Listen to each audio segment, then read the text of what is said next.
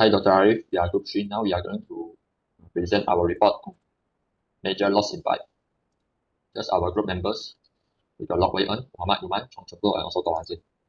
So major loss in pipe are related with the friction energy loss, which caused by viscous effect of fluid and also roughness of the pipe wall.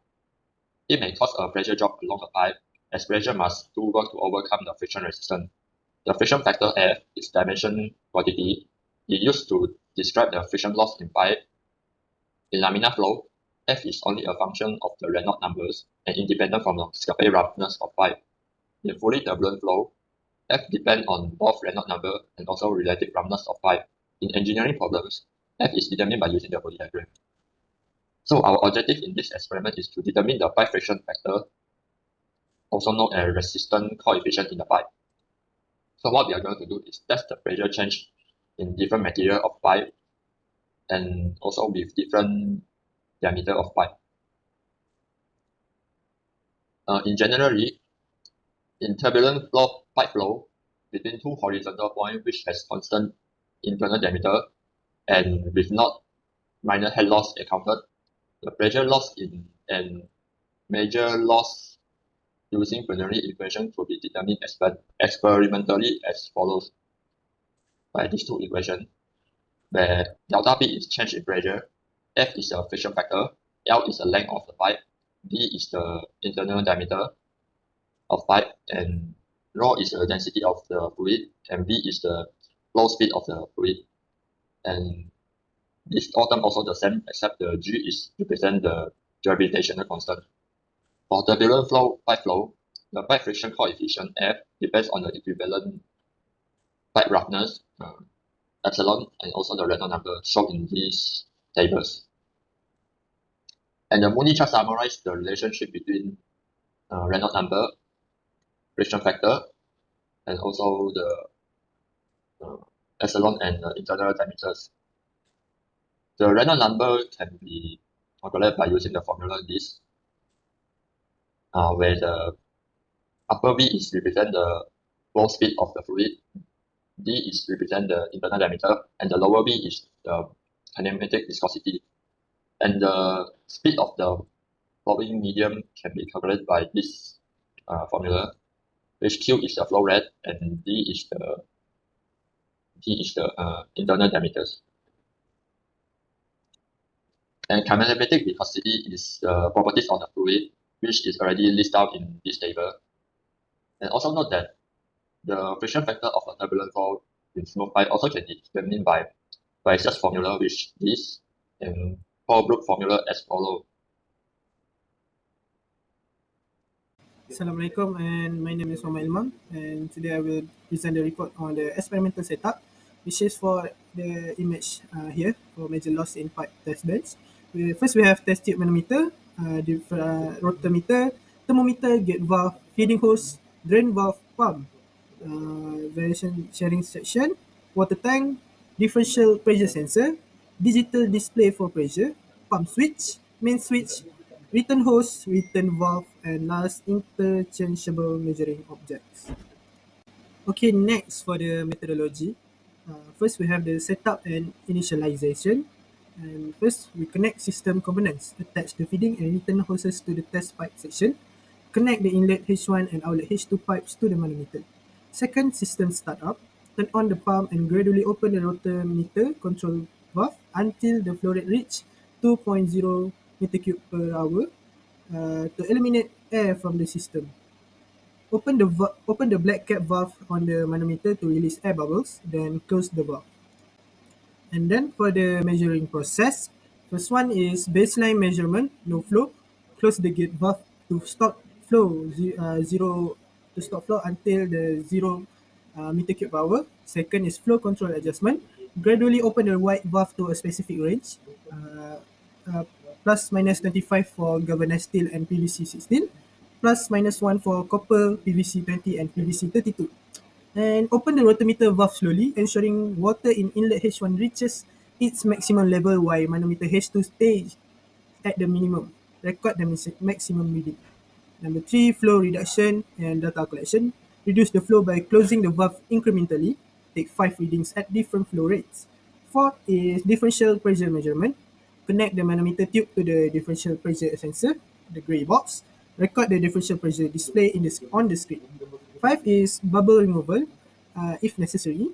If bubble appear in the tube, adjust the control valve to 2.0 meter cube per hour and open the gray cap at the box to overflow water. Once bubbles are clear, close the gray cap. Six, final adjustment. Restore the flow to the previously recorded valve. For the last one, which is system shutdown. First, we need disassembly. Disconnect the connected tubes and close the control valve. Switch off the pump. Repeat the process for the next test pipe section if required. And completion, fully close the control valve. Disconnect all tubing from the system. Turn off the pump and the main switch. Okay, this is the proof of our result. And for the result part, we had a tabulation of 5 tables. Okay.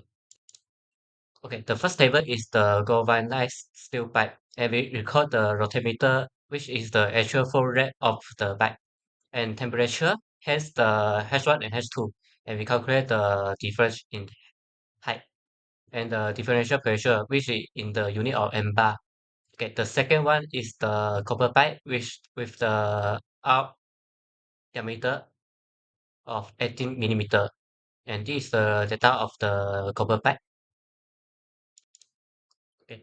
For the third table is the PVC pipe, and the fourth and fifth table also the PVC pipe. The difference of the PVC pipe is the inner diameter and outer diameter. They have difference inner and outer diameter, and all the data record same as the previous table. Okay, for the discussion part, I got the discussion one. Compare the coefficient of friction F for each of the test pipe in your experiment with the coefficient of friction F from Moody's chart and calculation using a formula of Blasius, Colebrook, and Moody. Explain the possible reason for the difference in their values.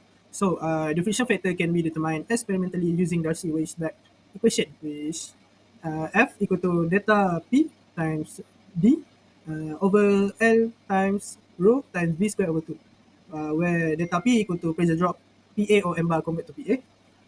D equal internal diameter of the pipe with unit M, and L length of the pipe with unit M. Rho density of water, which is 1000 kg per meter cube. V which is equal to average velocity of flow calculated from flow rate Q and pipe area A.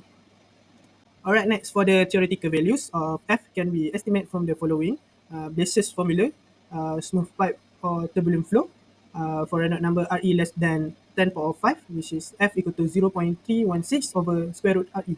And next, the Colebrook-White equation for rough pipe.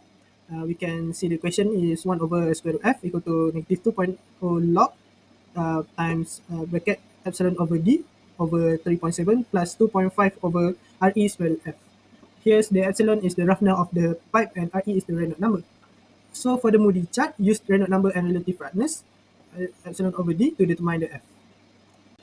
Okay, this is the final comparison table we have for pipe, galvanized steel pipe, copper pipe, and PVC pipe.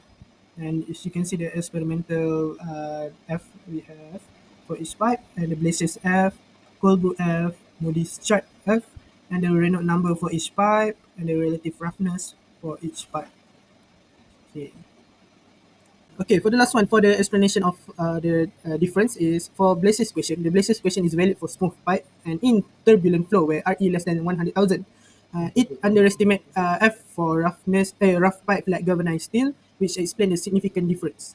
So for Colebrook equation, Colebrook consider both of the Reynolds numbers and relative roughness, making it more accurate for both smooth and rough pipe. For smooth pipe, copper, and PVC, Colebrook values align closely to the Moody's chart. For rough pipe, galvanized steel, the Colebrook friction factor matches the Moody chart closely because relative roughness significantly impacts the flow. And for the Moody chart, the Moody chart provides empirical values derived from the experiment, which account for real-world flow behavior. It serves as a reference and show higher friction factor for rough pipe. Okay, for the discussion tool, we use the reference number 3. The discussion tool is discussed about the pipe in ascending trend based on their marginal hair loss volume obtained for the experiment. And we briefly explain the factor that influence the pipe ranking selection. Okay, the marginal hair loss is calculated by the formula F LD V squared over 2G. And the F we use the correct root F we obtained from the previous discussion. And for the pipe and the head loss, we already calculated as the table show. And by the volume of the head loss, we calculate the order is the head loss increasing for the fifth pipe, and then the fourth pipe, and the second pipe, and also and the fourth one and the first one. Okay. And we will further discussion without the experimental part, which we discuss about the theory. The F volume of the pipe increased from copper pipe, PVC pipe to galvanized steel pipe based on the material, and the galvanized steel pipe had the largest number of relative rounders, which caused a big increase in marginal head loss. And the PVC and copper pipe have very similar relative hardness, which the inner diameter affect the marginal head loss more than the material. So a larger DI reduces the HL automatically. Since PVC and copper pipe have different inner diameter, the detail ranking is 5, 3, 2, 4, 1 in simple. And the column is the inner diameter of the pipe. That's all for me. Discussion 3. The question is factor contributing to error or inaccuracy in experimental data and a possible recommendation to improve the assessing results. So for the factor contributing to the error, the first one is the measurement issue. Error in reading pressure for red or poorly calibrated instruments. The second one is the pipe surface roundness, variation of inconsistency in the pipe surface. The third one is the leaks. Small leaks in connection or joint can affect the pressure and the flow rate. The fourth one is the flow instability, unsteady or partially developed flow at the pipe entry. And the fifth one is the environmental condition, changes in temperature or pressure affecting the fluid properties. So for the recommendation to improve the results, the first one is the use properly calibrated and high precision instruments. The second one is to ensure all the joints and connections are tightly sealed to prevent the leaks. The third one is to clean and use the pipe with consistent surface roundness and allow the flow to stabilize before taking the measurements. And the last one is to perform multiple trials and average result to minimize the random error. So, in conclusion, the pressure factor is an important parameter to determine the major head loss. It can be determined by several ways, either using Moody chart, by just formula, and also for broad formula. From our discussion too, we found that Moody chart is the most accurate way to determine the friction factors. And also, we found that the efficiency of a pipe is directly proportional to the major head loss. From discussion 3, the ranking of the efficiency of pipe used in experiment are shown below. Here's our result of our rankings. Okay, so this is our 7 reference in this we use in the experiment. That's all from our group 3. Thank you.